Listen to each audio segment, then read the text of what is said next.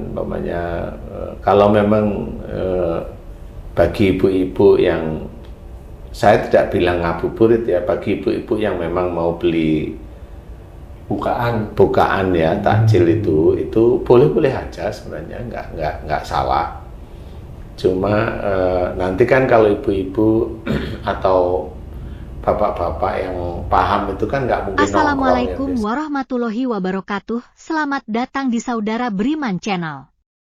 Jangan lupa like, share, dan subscribe. Saksikan video ini sampai selesai, semoga bisa meluruskan ketauhidan serta menambah keimanan dan ketakwaan kepada Allah Ta'ala. Ramadan ya, kita semua berpuasa.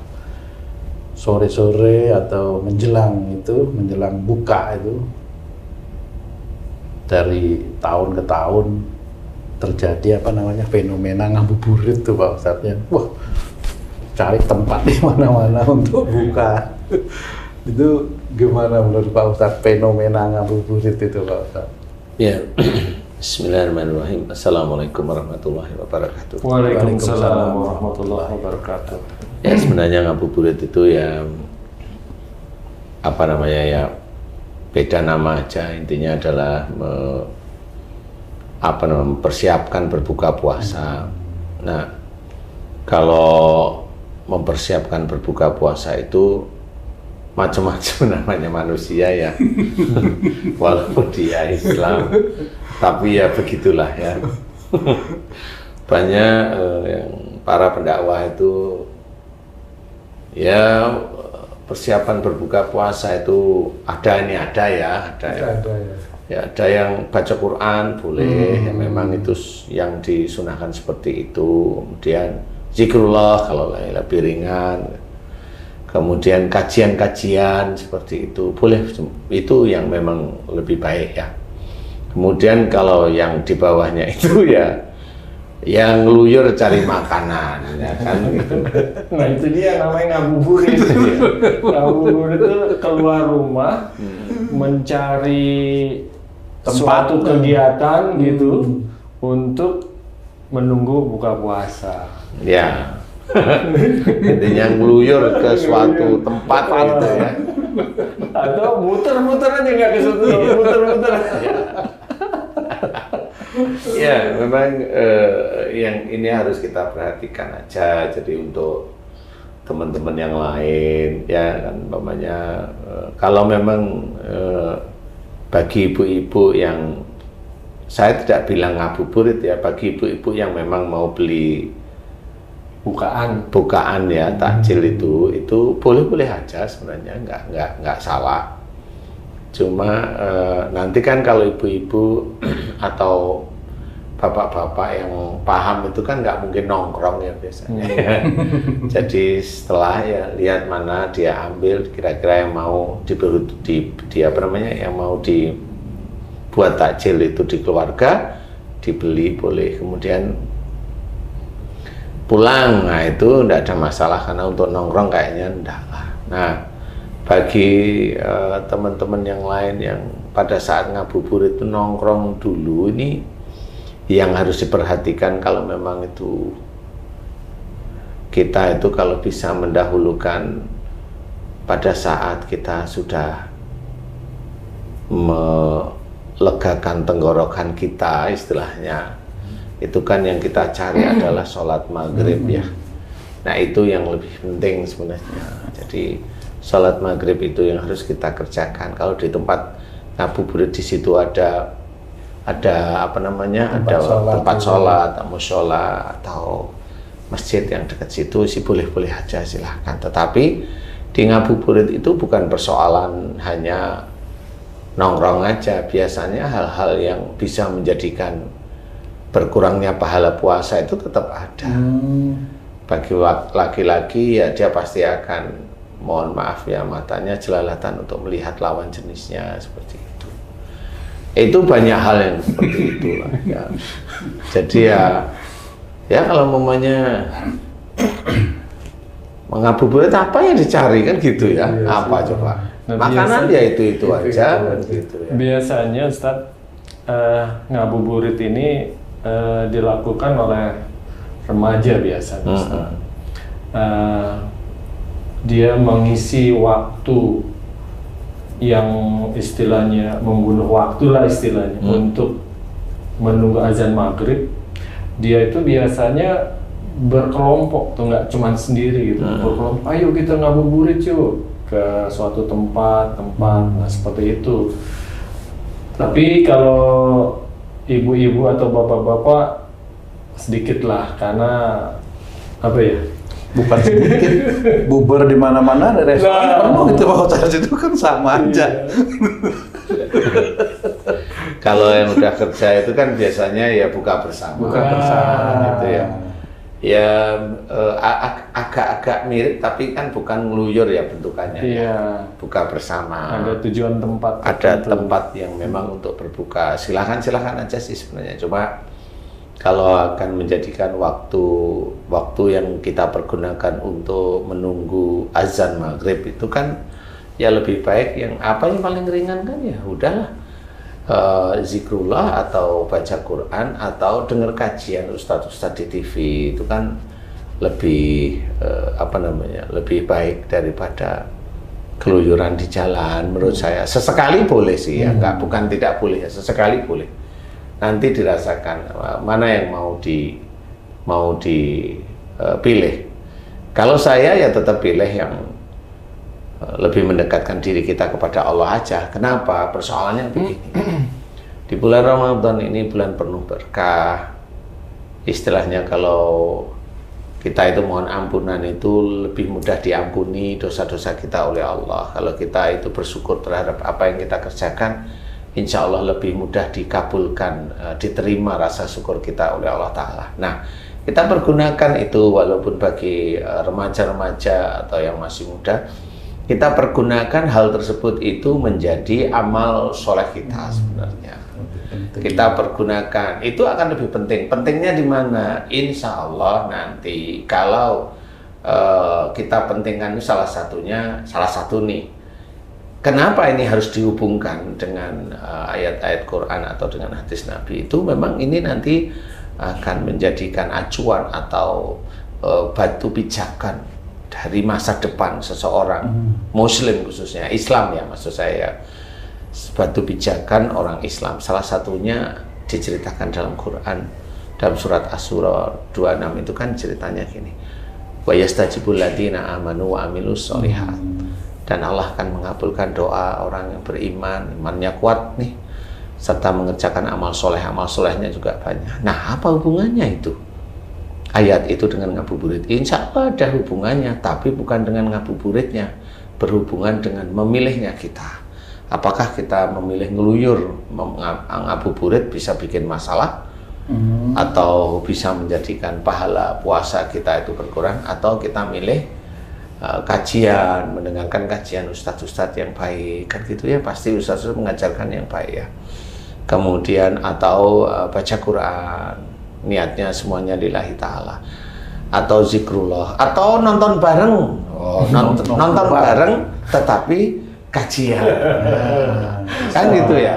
Karena kebanyakan kalau nonton bareng kajian itu bisa aja nanti di restoran, kemudian di setel itu kajiannya siapa, ustadz baik lah ya.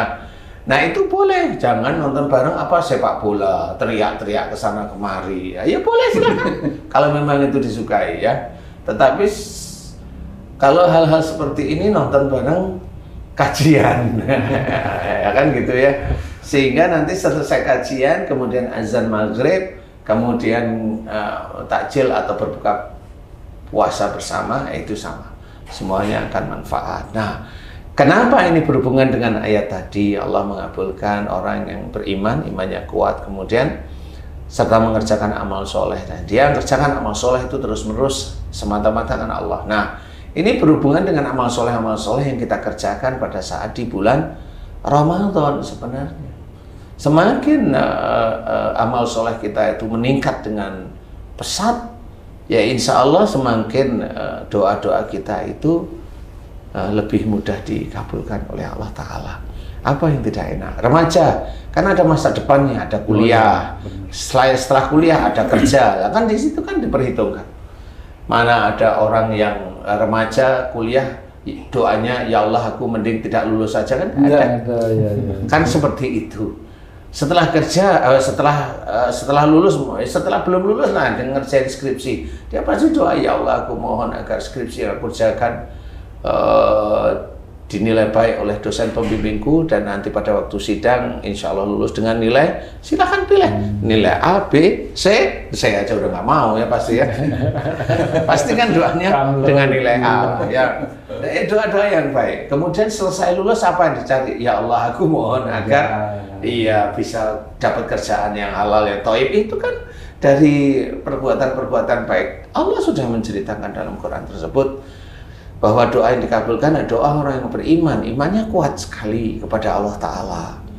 Diajak ngabuburit ya sekali bolehlah, sekali 2 kali dalam 1 bulan oke lah, tetapi dilihat mana yang lebih manfaat, ngabuburit di jalanan atau nonton bareng ceramah ustadz-ustadz yang baik, kan begitu ya, atau nonton kajian di TV boleh silahkan, karena tetap itu yang akan diperhitungkan oleh Allah Ta'ala menjadi catatan amal-amal soleh kita.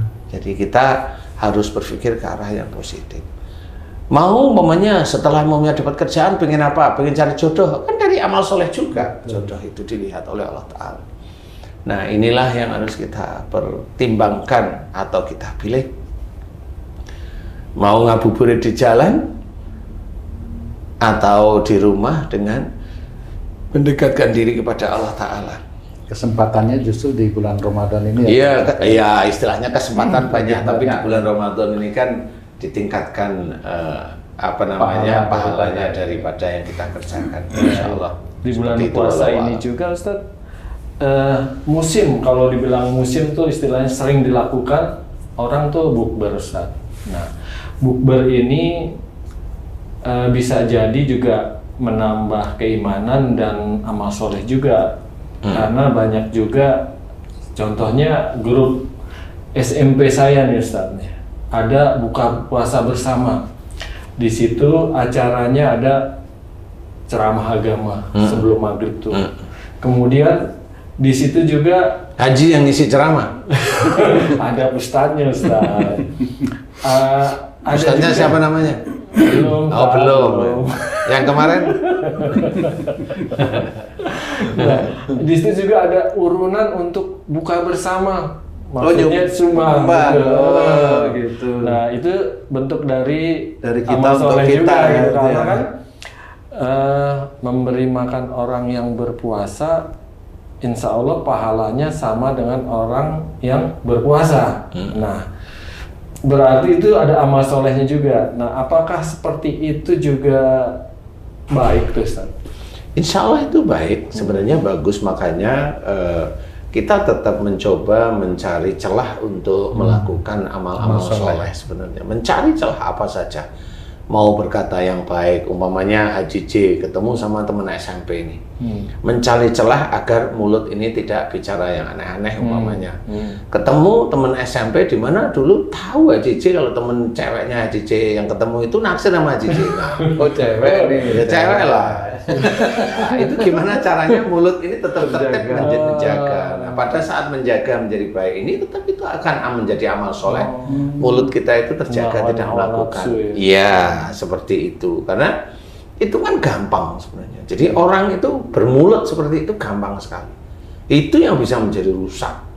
Rusak pahalanya itu ya begitu. Kalau maunya Haji J itu punya tipikal gampang ngomong dengan cewek, kumpulinnya ke cewek, rusak kok sehari-hari baru berbuat. Ngomong aja. Iya, rusak itu. Iya. Iya kan bener sih. Itulah yang akan menjadikan rusaknya pahala-pahala puasa kita. Jadi tetap kita jaga. Ketemu ya ngomong yang wajar aja. Ngomong yang wajar itu malah Allah itu suka kok. Jadi ngomong yang dengan intrik-intrik tertentu sehingga agar kita itu bisa dilihat seperti ini, agar dia itu senang dengan saya, itu kan trik sebenarnya. Nah itu yang tidak disukai oleh Allah Ta'ala, kan itu bisa merusak pahala-pahala kita. Jadi di semua lini tetap ada amal soleh dan juga bisa ada dosa. Jadi bagaimana kita akan mensiasatinya. Tapi kalau memangnya kan itu yang dikerjakan kan seperti itu kan global besar, garis besarnya urunannya apa, iuran, kemudian memberi makan, kemudian memberi makan kepada siapa aja yang memang dia berpuasa, kemudian mendengarkan ceramah, kemudian buka bersama. Itu kan kelihatannya itu kan baik itu. Tapi di balik itu memang ada sesuatu hal yang kadang-kadang kita tidak memahami. Berarti di acara yang baik pun tergantung orangnya juga ya? Iya, tergantung orangnya juga. Niat-niatnya. Iya, benar istilahnya. Makanya yang tersulit itu adalah memerangi hawa nafsu. Mulut yang biasa itu ngomong dengan minyak paling licin di dunia itu ya harus dan after lagi ada kesempatan gitu celaka juga ya. Iya benar sih, karena itu kesempatan pasti ada, ya kan. Terbuka ya. Tapi kenapa justru di bulan puasa ini ya Pak Ustadz, ketika berbuka itu kok makan itu jadi lebih banyak gitu ya, keinginan itu juga macam-macam gitu Pak Ustadz, dan dibeli gitu. Kenapa seperti itu ya Pak Ustadz? Jadi itulah yang namanya setan mata itu di situ. Semua itu dibeli. Udah setan kan kata ditutup ya, diikat ya, di kerangkeng gitu ya. Tapi ya nafsunya manusia itu tetap ada ya. Setan yang di kerangkeng kan di luar. Nah kalau udah di dalam tubuh ini ya setannya di sini. Iya. Itu sesuatu yang salah atau wajar-wajar aja tuh Pak Ustadz? Jadi secara psikologis manusia itu normal. Psikologis ya normal. Cuma kalau dari niatan kita memang mau berpuasa, itu kan ada yang harus ditekan, direm, diganjal, dihentikan. Kan harus seperti itu, harus punya apa namanya? Punya mode istilahnya. Kita itu punya mode seperti itu. Jadi kalau mamanya kita mau makan ini selesai ya sudah selesai. Jadi makan itu nggak aneh-aneh. Umpamanya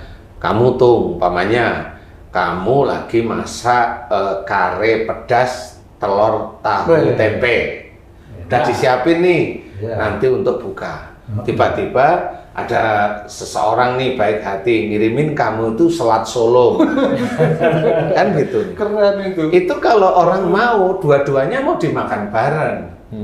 Tapi kan bisa tidak menjadi normal kalau bukannya yang mana dulu nih, pilih salah satu. Mau yang kare tahu telur tempe yang agak pedas kan gitu nih, atau selat Solo kan begitu. Tinggal milih aja. Pilih kalau kamu mau yang gampang busuk yang mana nih. Umpamanya yang pakai santan, boleh yang tahu tempe telur duluan, kare pedas itu duluan, baru nanti selatnya beda. Jadi waktu milih itu juga harus melihat kondisi makanan itu, bukan kondisi perutnya Pak Ustadz. Bukan kondisi mata, sama keinginan. Ya harus Kadang-kadang kan begitu tuh. Iya, makanya yang harus dipikirkan seperti itu. Umpamanya umpama lagi nih, nggak taunya masakan tahu tempe sama telur yang kare pedas itu masih ada. Dan kemudian nggak taunya selat Solonya masih ada yang dari kemarin. Ya boleh itu kita makan. Nah, disitulah ada sesuatu yang beda. Bahwa sisa makanan kemarin yang insya Allah itu masih bisa kita makan. Jadi bukan menomorsatukan pikiran, nafsu untuk pengen itu. Ini kan sudah pengen itu.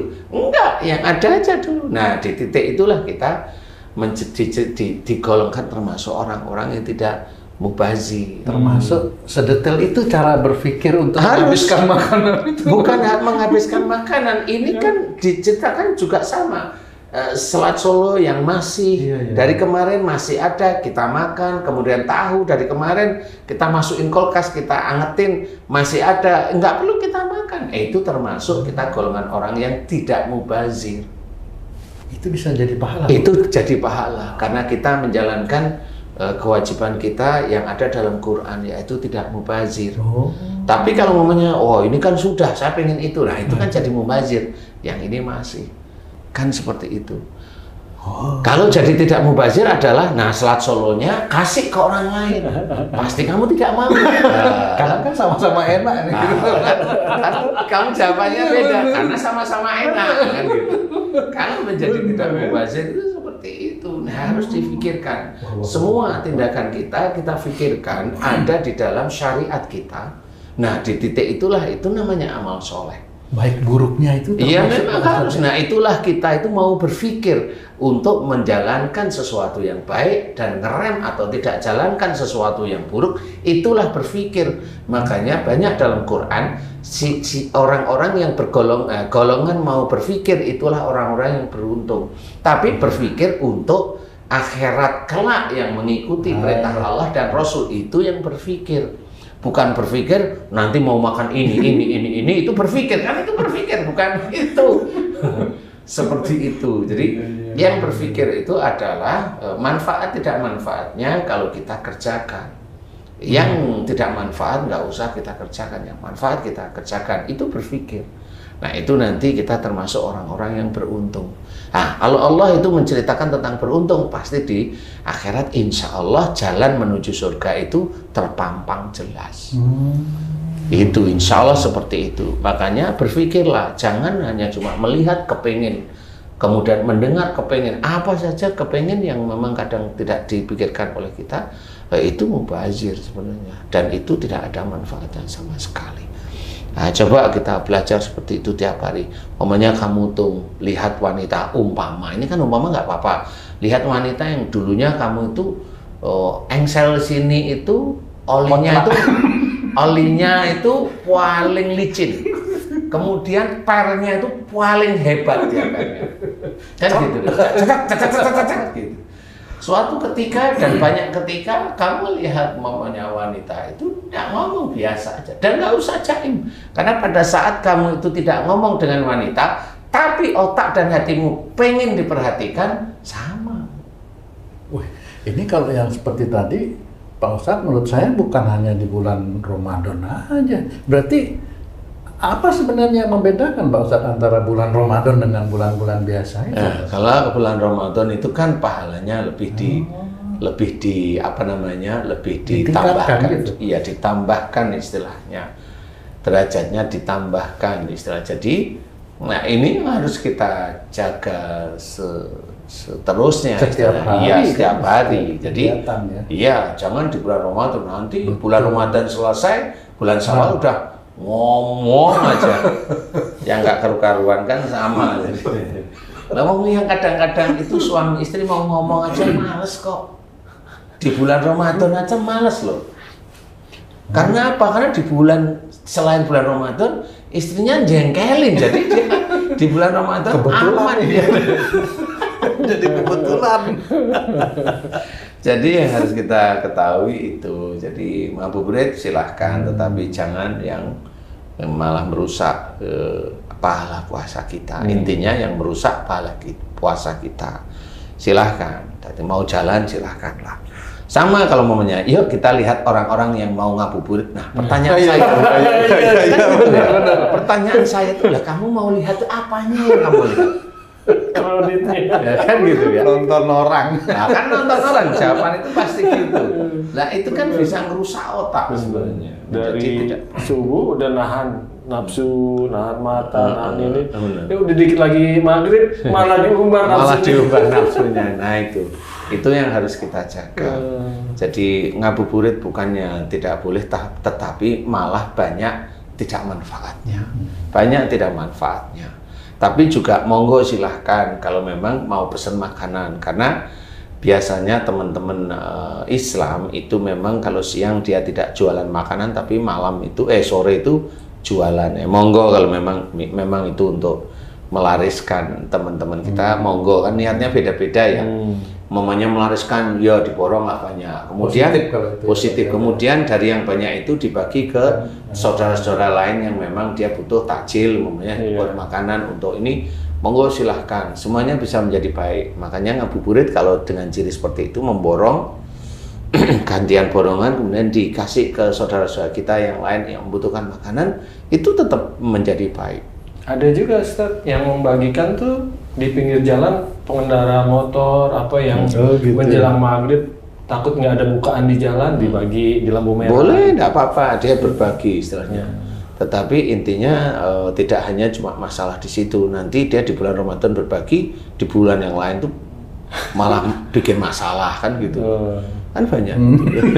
Banyak loh. Malah banyak juga nggak usah berbagi, tapi di bulan lain menjadikan masalah lagi kan gitu. Berarti baik di bulan Ramadan, setelah Ramadan hilang.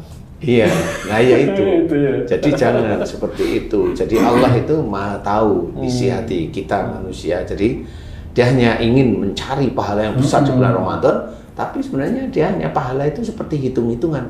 Hatinya tidak. Nah itu juga walau alam ya. Menurut saya Allah maha pandai. Bisa aja dia itu ditulis pada saat itu, tapi sebelum bulan Ramadan selesai dia sudah ujub, riak, bangga dan sombong. Nah, selesai dia sudah. Dia merasa di bulan Ramadan ini tabungannya banyak. Iya. Setelah itu nggak usah. Nggak, iya, mikirnya begitu ya. Ya jangan ya seperti itu ya, tapi dijaga semuanya. Nah, intinya kalau mau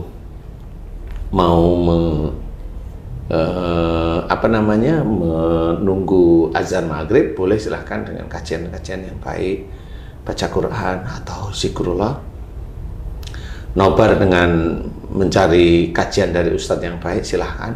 Ngabuburit silahkan kalau memang bisa menjaga nafsu-nafsunya, khususnya mulut, khususnya mata, seperti itu.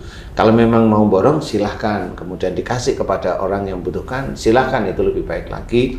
Dan Bukber juga. Bukber, silahkan bukber, tetapi dijaga semuanya, dijaga agar pahala-pahala kita di bulan Ramadan itu tidak berkurang atau tidak hilang. Bahkan nanti kalau bisa kita jaga di bulan-bulan di luar bulan Ramadan, ya alhamdulillah. Itu yang akan dilihat oleh Allah, bahwa kita tetap istiqomah, tidak di bulan Ramadan, tetapi di bulan-bulan biasa istiqomah baik. Nah di bulan Ramadan dia sudah, istilahnya orang itu kalau bertarung itu insya Allah sudah sangat siap. Jadi tidak siap atau melakukan di bulan Ramadan aja. Monggo silahkan mau milih yang mana. Intinya kita mendekatkan diri pada Allah Ta'ala. Wallahu a'lam. Baik, alhamdulillah. Terima kasih penjelasannya Pak Ustadz. Para pemirsa dan sahabat beriman dimanapun berada, demikian tadi penjelasan dari guru kita Pak Ustadz Danu tentang fenomena ngabuburit. Sebaiknya memang kita mencari hal-hal yang lebih positif ya, agar tidak mengurangi pahala daripada puasa kita. Mudah-mudahan video kali ini bisa memberikan banyak manfaat buat kita semua untuk meningkatkan keimanan dan ketakwaan kita kepada Allah Subhanahu wa Ta'ala, dan Allah mudahkan segala urusan dunia dan akhirat kita.